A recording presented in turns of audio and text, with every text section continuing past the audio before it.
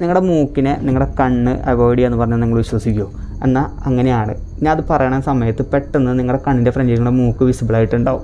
ഈ വീഡിയോ തീരണ വരെ നിങ്ങളുടെ കണ്ണിൻ്റെ മുന്നിൽ നിങ്ങളുടെ മൂക്ക് വിസിബിളായിട്ട് തന്നെ ഉണ്ടാവും. പേടിക്കണ്ട, കുറച്ച് കഴിഞ്ഞാൽ തനിയെ മൂക്ക് ഇൻവിസിബിളായി പൊക്കോളും.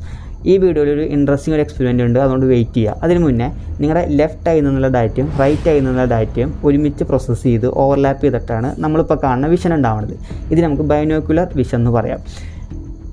അൺവാണ്ടഡ് ആയി അല്ലെങ്കിൽ സ്റ്റാറ്റിക്കായി ഒരു ഉപകാരമില്ലാത്ത സാധനങ്ങളായി നമ്മുടെ മൂക്ക്, ഐലാഷസ്. ഒരു ഉപകാരമില്ലാന്ന് ഞാൻ പറഞ്ഞു കഴിഞ്ഞാൽ വിഷൻ ബേസ് ചെയ്ത് വരുമ്പോൾ ഒരു ഉപകാരമില്ലാത്ത സംഭവങ്ങളായി നമ്മുടെ മൂക്ക്, ഐലാഷസ് പോലത്തെ സാധനങ്ങളെ ബ്രെയിൻ ഫിൽട്ടർ ചെയ്ത് കളയും.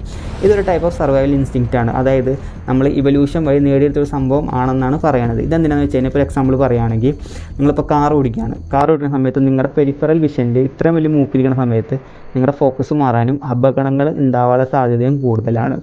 ഇത് നമുക്ക് പെർസെപ്ച്വൽ ഹാബിച്വേഷൻ നമ്മൾ പറയുക.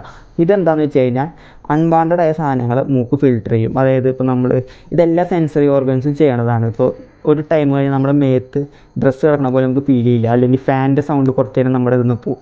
ഇനി നമുക്ക് മുന്നേ പറഞ്ഞ എക്സ്പെരിമെൻറ്റിലേക്ക് പോവാം.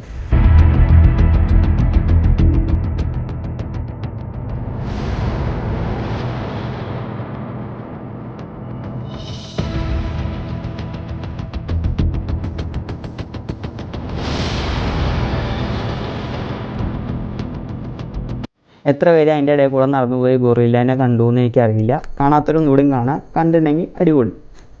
അപ്പോൾ ഇത് നമുക്കൊരു കാര്യം മനസ്സിലാക്കാം. അതായത് നമ്മൾ കാണുന്നതെല്ലാം ഉണ്ടെന്നും നമ്മൾ കാണാത്തതെല്ലാം ഇല്ല എന്നും പറയാൻ പറ്റില്ല. നമ്മുടെ ബ്രെയിൻ എന്താണോ നമുക്ക് കാണിച്ചു തരുന്നത് അതാണ് നമ്മൾ കാണുന്നത്.